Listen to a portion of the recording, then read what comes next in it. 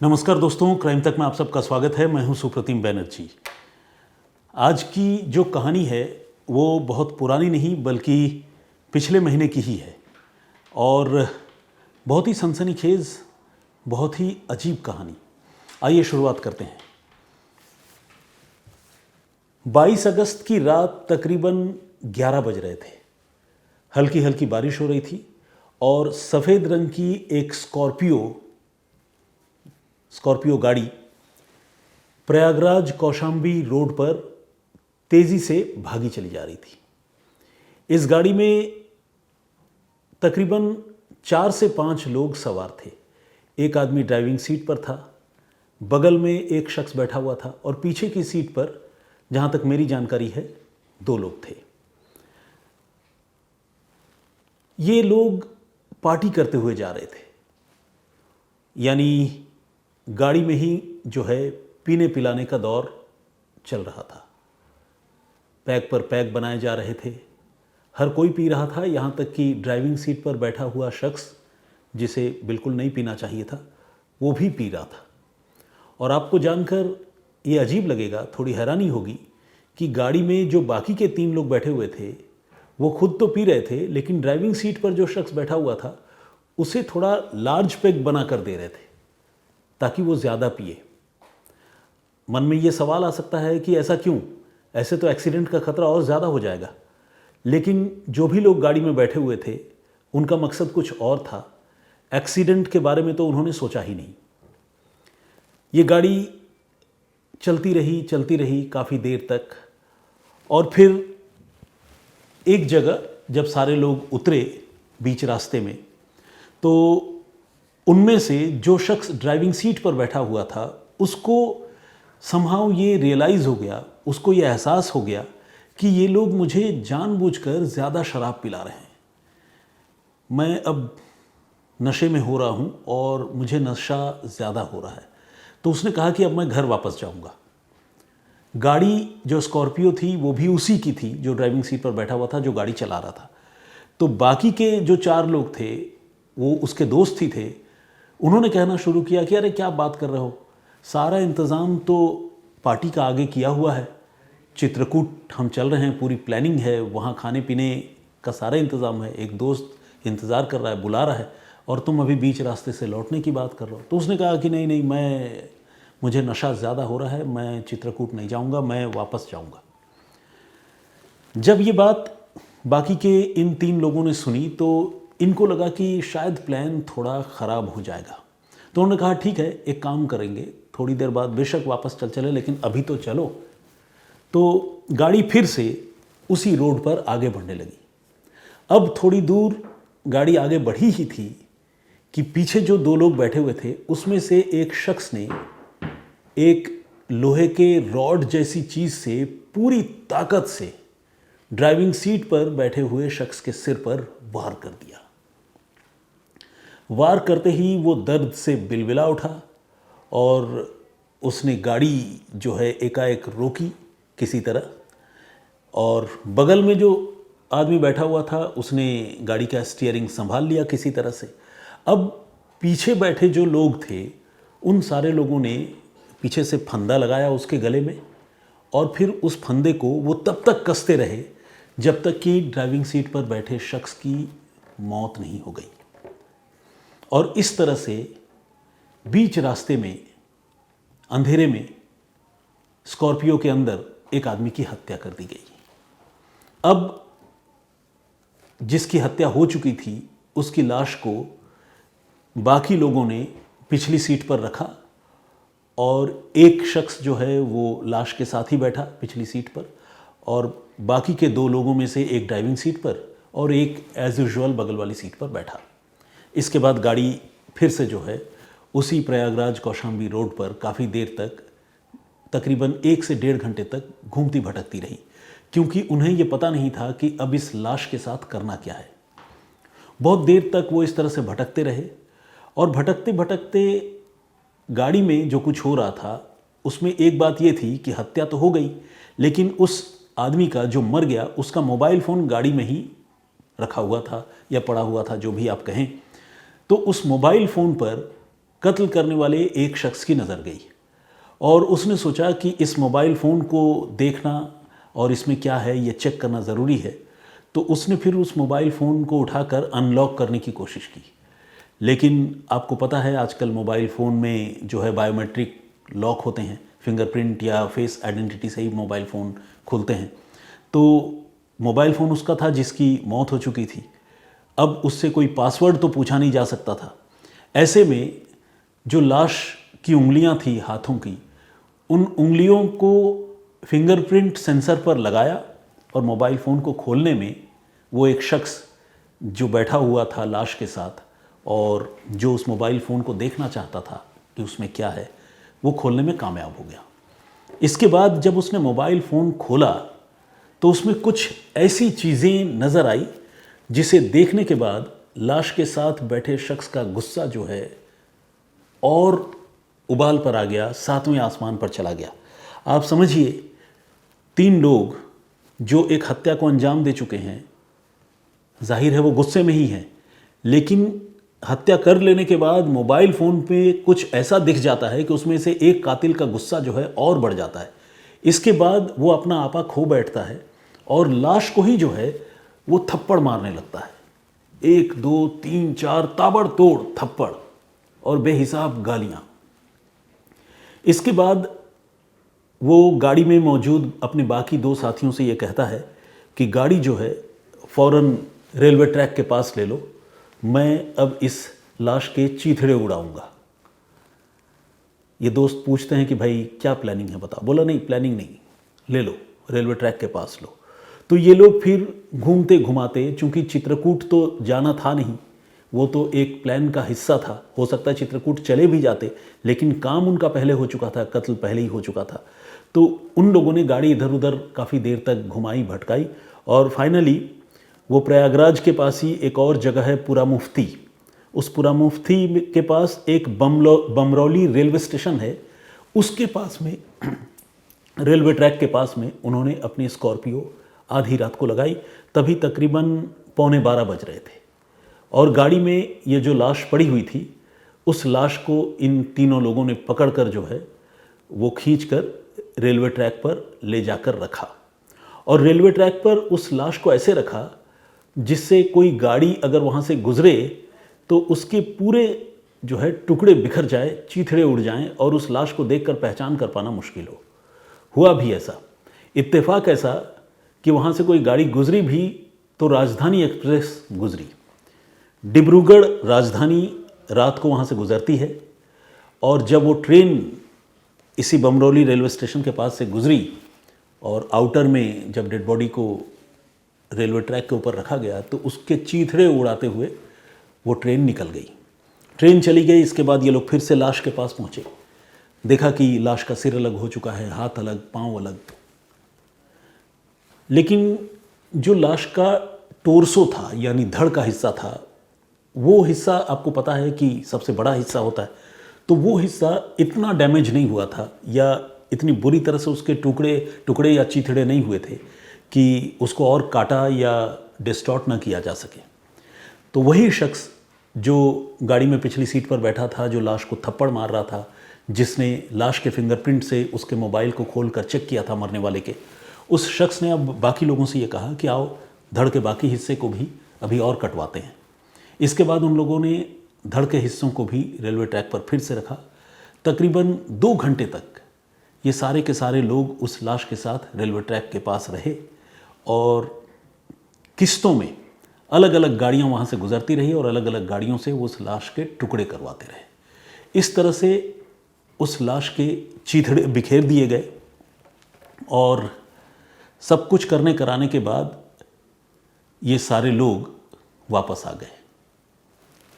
अभी सवाल ये है कि कत्ल किसका हुआ, मारने वाले कौन थे, इसके पीछे दुश्मनी क्या थी। अब वो सारी कहानी मैं आपको सिलसिलेवार तरीके से बताऊंगा। ये घटना जैसा कि मैंने आपको बताया 22 अगस्त की रात की थी, तो 23 अगस्त की सुबह को रेलवे ट्रैक के पास में लोगों ने कुछ मानव अवशेष देखे और उन्होंने लोकल पुलिस को इन्फॉर्म किया। लोकल पुलिस जब वहाँ पहुँची तो पुलिस वालों ने देखा कि हाँ, एक बॉडी जो है वो बुरी तरह से रेलवे ट्रैक पर कटी फटी मिली है, उस बॉडी को पुलिस ने रिकवर किया। पहचान कर पाना बिल्कुल नामुमकिन सी बात थी। चेहरा, पहचान आमतौर पर तो चेहरे से ही होती है या जिस्म में कोई ख़ास निशान हो या टैटू हो उससे होती है। तो जिस्म के तमाम हिस्सों के तो पर खच्चे उड़ गए थे, चेहरा जो है वो बिल्कुल ही म्यूटिलेटेड था, चेहरा था ही नहीं देखा जाए तो ऐसे में पहचान कर पाना मुश्किल काम था। तो पुलिस ने क्या किया, उस लाश के टुकड़ों को बटोरा और एक जगह करने के बाद उसके फ़ोटोग्राफ क्लिक किए। कुछ एक कपड़े जो फटे चीथड़े उस लाश के साथ चिपके हुए थे, लगे हुए थे, उन कपड़ों की अच्छी तरह से तस्वीरें क्लिक की ताकि आदमी के चेहरे से या बॉडी पार्ट से न सही, कपड़ों से ही सही उसकी पहचान हो पाए। और पुलिस ने फिर लाश को एक साथ एक्युमुलेट करवा कर उसके हिस्सों को पोस्टमार्टम हाउस में भिजवा दिया ताकि उसकी फॉरेंसिक जांच हो और फिर सही समय पर अगर पहचान हो जाए तो उसका अंतिम संस्कार कर दिया जाए। तो 23 अगस्त के बाद जो है ये इंतज़ार करते रहे और आसपास के थाना इलाकों में पता भी करते रहे, लेकिन किसी भी ऐसे मरने वाले आदमी या गुमशुदा आदमी के बारे में उस वक्त पुलिस को पता नहीं चली, कोई जानकारी पुलिस को नहीं मिली। इधर 24 अगस्त को यानी एक दिन और गुजरने के बाद एक लावारिस हालत में एक स्कॉर्पियो पुलिस को चित्रकूट के पास सड़क पर एक जगह गड्ढे में फंसी हुई मिली। पुलिस ने जब उस स्कॉर्पियो को देखा और उसकी जांच की, उसके नंबर का पता किया, तो पता चला कि ये स्कॉर्पियो जो है प्रयागराज के बीजेपी लीडर रणधीर सिंह यादव की है, जो लावारिस हालत में रोड के किनारे एक गड्ढे में फंसी हुई पड़ी थी। जब इसके बारे में पुलिस को पता चला तो पुलिस वालों ने फिर बात की रणधीर सिंह यादव के घर वालों से। तो रणधीर सिंह यादव के घर वालों ने कहा कि हाँ, उनका बेटा जो है वो 22 तारीख की सुबह ही घर से निकला था, लेकिन इसके बाद वो घर भी नहीं आया है और मतलब उसके बारे में कोई खोज खबर भी नहीं मिली है। हमने गुमशुदगी की रिपोर्ट दर्ज कराई है अगले दिन यानी 23 तारीख को, लेकिन हमें अभी तक कोई जानकारी नहीं मिली है। और अब आप बता रहे हैं कि स्कॉर्पियो मिली है, तो स्कॉर्पियो तो मिल गई, लेकिन हमारा बेटा रणधीर वो कहाँ है इसका हमें पता नहीं है। तो घर वालों से ये बातचीत हुई स्कॉर्पियो मिल जाने पर, लेकिन इतना सब कुछ होने के बावजूद पुलिस स्कॉर्पियो के साथ लाश के उन बरामद टुकड़ों का कोई कनेक्शन तब तक नहीं जोड़ पाई। 2 दिन और गुजर गए और पुलिस वालों ने लाश के उन टुकड़ों को 23 से लेकर 26 तारीख तक 3 दिनों तक इंतजार करने के बाद आखिरकार लावारिस समझकर अंतिम संस्कार कर दिया। लेकिन जब घर वाले पुलिस के पास जाने लगे, यहाँ तक कि डिप्टी सीएम उत्तर प्रदेश के उनसे जाकर मुलाकात की, बताया कि हमारा बेटा गायब है, तो डिप्टी सीएम ने प्रयागराज पुलिस से कहा कि आप थोड़ा गंभीरता से जांच कीजिए, पता कीजिए। तो प्रयागराज पुलिस जो है और एक्टिव हुई और उसके बाद वो जो लावारिस लाश के टुकड़े मिले थे, उन लाश के टुकड़ों की तस्वीरें, उनका तो अंतिम संस्कार कर चुके थे, तस्वीरें जो है वो घर वालों को दिखाई। और घर वालों ने जब वो तस्वीरें देखी तो इतनी विभत्स तस्वीरें देखकर उनका दिमाग घूम गया, वो पागल से हो गए।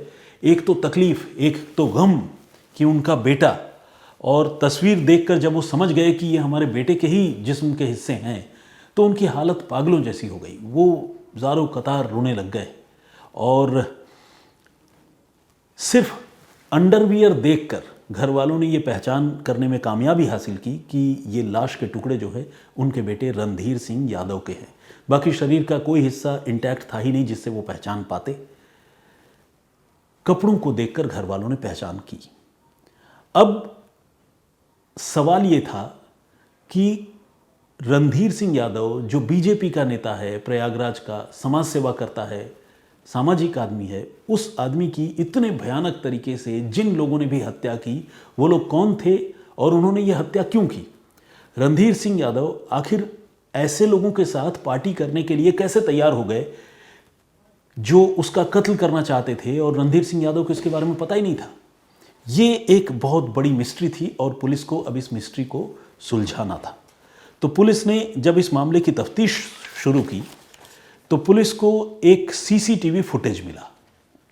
ये सीसीटीवी फुटेज उसी प्रयागराज कौशाम्बी रोड की थी जिस सीसीटीवी फुटेज में रणधीर सिंह यादव की स्कॉर्पियो गाड़ी जो है एक होटल के बाहर, होटल मतलब रहने ठहरने का नहीं बल्कि कुछ खाने पीने की चीज़ें जहाँ बिकती हैं वहाँ पर एक होटल के बाहर खड़ी हुई नज़र आई। और उस होटल के बाहर जो सीसीटीवी फुटेज कैद हुई थी उसमें ड्राइविंग सीट के बगल वाले सीट पर जो आदमी बैठा हुआ था वो अपनी तरफ का शीशा नीचे उतार कर होटल के कर्मचारियों से कुछ चीज़ें खरीद रहा था, मंगवा रहा था। होता है ना, गाड़ी में लोग बैठ गए हैं, पार्टी करने की तैयारी चल रही है, कुछ चिप्स, नमकीन और मिठाई जैसी चीज़ें मंगवाते हैं कई बार लोग चलती गाड़ी में, रोड के किनारे, कुछ उस तरह का मामला था। तो ये सीसीटीवी फुटेज जब मिला तो पुलिस ने उस सीसीटीवी फुटेज को बहुत बारीकी से देखा, जूम इन करके, और जूम इन करके देखने के बाद पुलिस को एक आदमी की पहचान पता चल गई। अब तक पुलिस को ये तो पता चल ही चुका था कि मरने वाला आदमी जो है वो रणधीर है, और रणधीर की वो गाड़ी भी पुलिस रिकवर कर चुकी थी, तफ्तीश पुलिस कर रही थी। ऐसे में पुलिस रणधीर के जो सराउंडिंग वाले लोग हैं, पुलिस उनके बारे में भी जानकारी जुटा रही थी, क्योंकि अगर रणधीर की हत्या किसी ने की और गाड़ी ले जाकर वहाँ पर फेंका तो जाहिर सी बात है रणधीर को किडनैप किया गया, लेकिन रणधीर को फोर्सफुली किडनैप किया गया इस बात के चांसेस कम हैं, क्योंकि किसी लीडर आदमी को जो खुद ही नेता हो और लोगों पर रोब गालिब करता हो, उसे इस तरह से किडनैप करके ले जाना और दूर ले जाकर हत्या कर देना ये थोड़ा मुश्किल है जब तक कि उसे भरोसे में न लिया जाए। और जब पुलिस को उधर गाड़ी बरामद हुई थी, मिली थी, तो वहाँ पर पुलिस को गाड़ी में कुछ खाने पीने की चीज़ें और कुछ प्लास्टिक के ग्लासेस, ऐसी चीज़ें भी मिली थी, जिससे पुलिस को इस बात का यकीन हो गया था कि इस घटना को अंजाम देने से पहले गाड़ी में कोई पार्टी इन लोगों ने की है, शराब पीने पिलाने का दौर भी चला है। तो इससे भी पुलिस को एक बात कंफर्म हो गया था कि हो ना हो इस मर्डर में, रणधीर सिंह यादव के मर्डर में कुछ करीबी लोग शामिल हो सकते हैं। इस बीच घर वालों से भी बातचीत हो रही थी, तो घर वालों से बातचीत होने पर जो करीबी लोग थे उनकी पहचान पता हुई।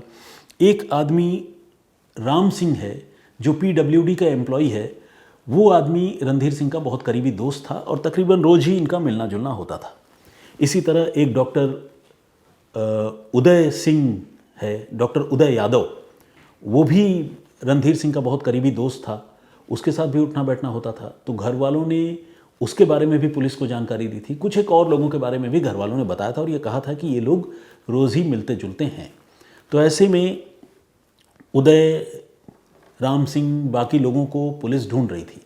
उदय का कोई पता नहीं था, लेकिन जब सीसीटीवी फुटेज पुलिस ने बहुत बारीकी से देखा तो पुलिस को ये पहचानने में पुलिस कामयाब हो गई कि बगल वाली सीट पर बैठकर जो चिप्स नमकीन वगैरह मंगवा रहा था उस कत्ल वाली रात में, घटना से पहले, वो आदमी कोई और नहीं बल्कि राम सिंह ही था।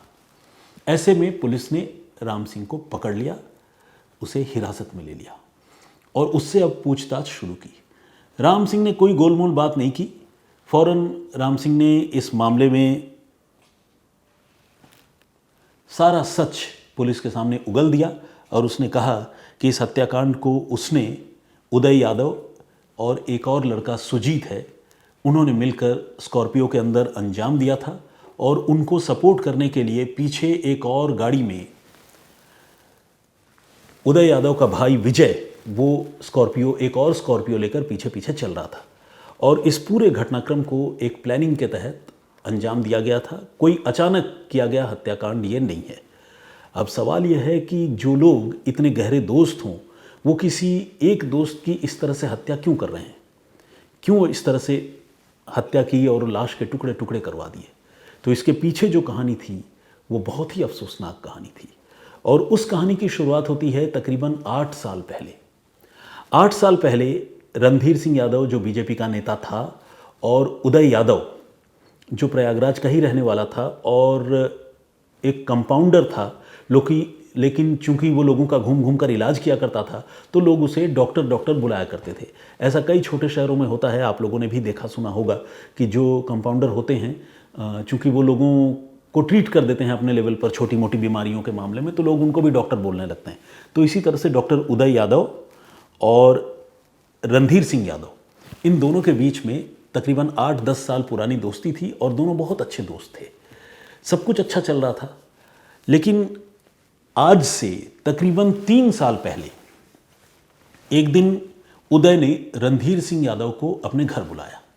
रणधीर अपने दोस्त के घर गया, लेकिन रणधीर जो है एक मामले में वो ठीक नहीं था। वो मामला क्या था, उसने अपने दोस्त उदय यादव की बीवी पर गलत निगाह डाली। और यहाँ सिर्फ रणधीर को दोष देने से नहीं चलेगा, खुद उदय की बीवी वो भी रणधीर के करीब आने लगी। दोनों एक दूसरे को देखा दोनों ने, और देखने के बाद दोनों में धीरे धीरे रिलेशनशिप हो गया। पहले नज़दीकी हुई और फिर ये लोग बिल्कुल करीब आ गए और रिलेशनशिप दोनों में कामयाब हो गया। लेकिन इस तरह की चीज़ें छिपती तो है नहीं। रणधीर जो है अब और ज़्यादा लाड़ प्यार जो है वो उदय पर और उसकी बीवी पर लुटाने लगा। अच्छे गिफ्ट्स, ज़रूरत के समय मदद, रुपए पैसे, ये सारी चीज़ें वो उदय को भी देता था और लगातार उसकी बीवी, उदय की बीवी अंजलि को भी देता था, जिसके साथ उसके रिलेशनशिप थे। उदय को शुरू में काफ़ी समय तक इसके बारे में कोई आभास नहीं हुआ, कोई जानकारी नहीं मिली। लेकिन फिर जैसा कि मैंने आपको बताया कि इस तरह की चीज़ें छिपती नहीं है, तो धीरे धीरे उदय को एहसास होने लगा कि रणधीर और उसकी बीवी के नाजायज़ संबंध हैं। अब उदय की कैफियत कैसी हुई होगी और उसका दिमाग कैसा ख़राब हुआ होगा, आप सोचिए। एक तरफ बीवी जो अर्धांगिनी है, जिस पर वो खुद से ज़्यादा यकीन करता है, और दूसरी तरफ एक ऐसा दोस्त जिसे वो वाकई अपना दोस्त समझता है, उस पर अपनी जान छिड़कता है। ये दो लोग मिलकर उसके भरोसे के साथ खेल रहे थे। तो उदय जो है वो बेचैन हो गया, और बेचैन होने के बाद उदय ने इस मामले की तह तक जाने का फैसला किया।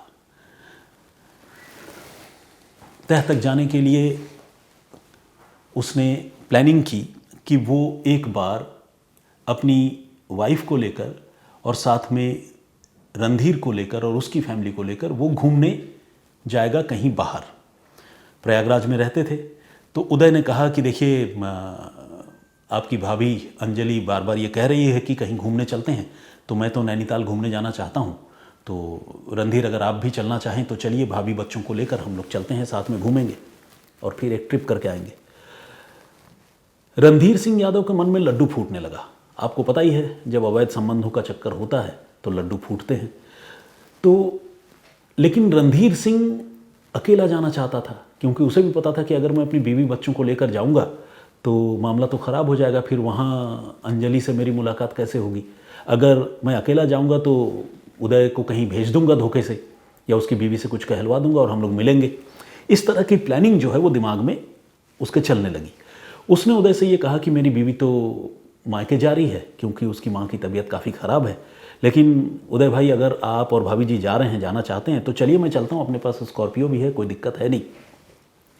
उदय चूँकि एक छोटा मोटा कंपाउंडर था, तो आप समझ सकते हैं कि बहुत ज़्यादा पैसे तो नहीं कमाता होगा, लेकिन रणधीर जो है वो आर्थिक रूप से संपन्न था। घर परिवार, खेत खलिहान सब कुछ था, और खुद नेतागिरी करता था, आलीशान ज़िंदगी जीता था, 2-3 गाड़ियाँ घर में भी थी।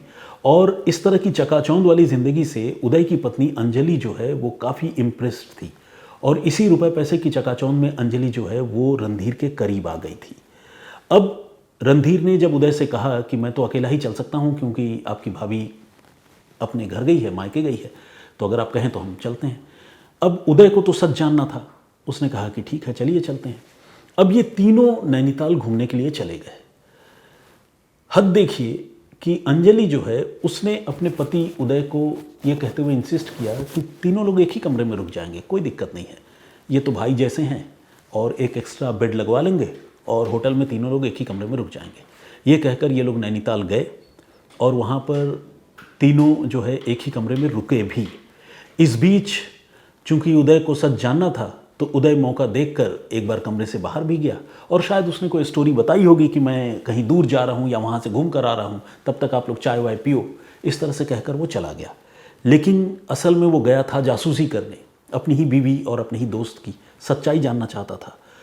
तो जैसे ही उदय मुड़ा, वापस गया, इनको लगा कि इससे बढ़िया मौका क्या होगा। ये जो है फिर से करीब आ गए, और उनके बीच में कथित तौर पर जो पुलिस इन्वेस्टिगेशन है, जो जानकारी सामने आई है, ये बातें मैं उसके हवाले से बता रहा हूँ, जो अखबारों में छपी हुई रिपोर्ट है उसके हवाले से बता रहा हूँ। ये फिर से फिजिकल रिलेशन इनका वहाँ पर बना, और जब ये फिजिकल रिलेशन बना तो उदय ने न सिर्फ अपनी आंखों से अपनी वाइफ को अपने दोस्त के साथ इंटीमेट होते हुए देखा, बल्कि उसकी कुछ तस्वीरें और वीडियोज़ भी उसने सबूत के तौर पर चोरी छिपे किसी तरीके से शूट कर लिए। और खुद तो देखा ही, इससे बड़ा सबूत और क्या होता। लेकिन इतना सब कुछ होने के बावजूद उदय ने वहाँ आपा नहीं खोया और ठंडे दिमाग से ये प्लान करने लगा कि कैसे वो इस पूरे एपिसोड का एंड करेगा, कैसे इस घटनाक्रम का खात्मा करेगा। इसके बाद उदय, रणधीर और अंजलि ये सारे लोग नैनीताल से घूम घुमाकर वापस आ गए। नैनीताल जब घूमने गए थे वो 20 जून की तारीख थी। घूमकर फिर ये वापस आ गए और उसके बाद 2 जुलाई को उदय की अपनी पत्नी अंजलि के साथ इसी बात को लेकर कि उसके रणधीर से रिलेशन है, बड़ी तीखी लड़ाई हुई, नोकझोंक हुई, मारपीट भी हुई। अब ये बातें पति पत्नी और रणधीर इन तीनों लोगों के अलावा बाकी लोगों को भी धीरे धीरे पता चलने लगी थी। ये सब बातें छिपती नहीं हैं, लोगों को इसके बारे में जानकारी मिलने लगी थी। लेकिन इससे पहले कि कुछ बात और आगे बढ़ती या कुछ होता, 11 जुलाई को, 2 जुलाई को मारपीट हुई थी पति पत्नी के बीच में। 11 जुलाई को बड़े ही संदिग्ध परिस्थितियों में एकाएक अंजलि की उनके घर में ही मौत हो गई। अब अंजलि की जो मौत हुई तो ऑब्वियसली बॉडी पर कोई चोट के निशान, कोई खून खराबे जैसी चीज़ थी नहीं, तो लोगों को समझ में नहीं आया कि अंजलि की मौत कैसे हुई। लेकिन उदय चूंकि खुद ही कंपाउंडर था और लोग उसे डॉक्टर डॉक्टर कहते थे, तो उदय ने कोई मेडिकल रीज़न दे दिया। घर परिवार के लोग, आस पड़ोस के लोग इस बात से कन्विंस हो गए कि हाँ, अंजलि मर गई है और नॉर्मल डेथ है। इससे पहले कि अंजलि की मौत के बारे में कोई पुलिस इन्वेस्टिगेशन होती, कोई और जानकारी किसी को होती, उदय ने अंजलि की लाश का अंतिम संस्कार कर दिया और अंजलि इस दुनिया से दूर चली गई। अंतिम संस्कार करने से पहले वो अपनी बीवी की लाश से लिपटकर बेइंतहा रोता रहा। पूरी दुनिया ने उसे रोते हुए देखा और उसने सोशल मीडिया पर पोस्ट भी डाला कि अंजलि तुम मुझे छोड़कर चली गई, अब मैं किसके भरोसे रहूँगा, बच्चों का क्या होगा, इस तरह की इमोशनल चीज़ें।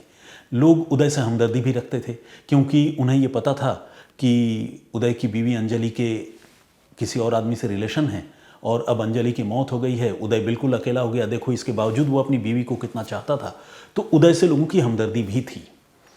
अब अंजलि तो चली गई थी, लेकिन वो आदमी अब भी जिंदा घूम रहा था जिस आदमी की वजह से अंजलि की मौत हुई, रणधीर सिंह यादव। उदय ने अब अपने उन कॉमन फ्रेंड्स को एक एक करके भरोसे में लेना शुरू किया, जो लोग रणधीर सिंह यादव के भी दोस्त थे और खुद उदय के भी दोस्त थे। इनमें राम सिंह, सुजीत और बाकी कुछ और लोग थे जो इस मर्डर में शामिल हैं। और इन लोगों को भरोसे में लेने के बाद इन्होंने फिर प्लानिंग की कि वो रणधीर सिंह यादव की हत्या करेंगे और इस हत्याकांड को आखिरकार 22 और 23 अगस्त की दरमियानी रात को अंजाम दिया गया। कैसे अंजाम दिया गया, कैसे लाश के चीथड़े बिखेरे गए, ये सारी बातें मैंने आपको बताई। मोबाइल फ़ोन जो था, रणधीर की हत्या के बाद जब उस लाश के फिंगरप्रिंट से मोबाइल फ़ोन का लॉक खोला उदय ने और उसने जब उसका मोबाइल फ़ोन चेक किया तो उसने देखा कि मोबाइल फ़ोन में उसकी बीवी अंजलि की बेशुमार न्यूड तस्वीरें रणधीर के साथ मौजूद हैं। ये देखकर वो पागल हो गया और उस गुस्से के मारे उसने रणधीर की लाश को ही बेइंतहा पीटा, बहुत चाटे, बहुत घूसे उस पर बरसाए। इसके बाद भी जब उसका गुस्सा शांत नहीं हुआ तो उसने अपने दोस्तों से कहा कि चलो अब इस लाश को ले चलो और रेलवे ट्रैक पर ले जाकर इसके चीथड़े उड़ाते हैं। 2 से ढाई घंटे तक रेलवे ट्रैक पर आधी रात को लाश रखकर अलग अलग ट्रेनों के नीचे उसको कुचलवाया और उसके टुकड़े टुकड़े बिखेर दिए। इतना सब कुछ करने के बाद बाकी लोग तो वापस लौट आए। इतना सब कुछ करने के बाद वो फिर स्कॉर्पियो लेकर चित्रकूट जा रहे थे। उनकी प्लानिंग ये थी कि चित्रकूट ले जाकर स्कॉर्पियो को जला देंगे, लेकिन बीच रास्ते में ही, चित्रकूट ज़िले की हद में पहुंचकर बीच रास्ते में ही स्कॉर्पियो जो है एक जगह फंस गई और जहां फंसी उन्होंने उसी स्कॉर्पियो को वहां छोड़ा और एक दूसरी गाड़ी में, जैसा कि मैंने आपको पहले ही बताया था, एक और लड़का जो उदय का चचेरा भाई था, विजय, वो एक दूसरा स्कॉर्पियो लेकर जा रहा था। तो उस विजय के साथ बैठकर दूसरे स्कॉर्पियो में ये सारे लोग घर वापस आ गए। पुलिस ने अब राम सिंह और बाकी कई लोगों को तो गिरफ्तार कर लिया है, लेकिन ये जो उदय है, इस केस का मास्टरमाइंड, वो अब भी गायब है। उसके बारे में पुलिस अब भी कोई सुराग नहीं ढूंढ पाई है और साथ ही उसके गायब है वो मोबाइल फ़ोन जो रणधीर सिंह यादव का है और जिसमें उदय की पत्नी अंजलि और रणधीर सिंह यादव की आपत्तिजनक तस्वीरें थी।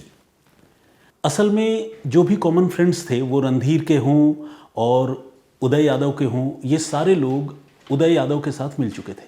और उसके पीछे एक वजह ये थी कि इन सारे दोस्तों को ये लगता था कि रणधीर ने दोस्ती की पीठ पर छुरा घोंपा है।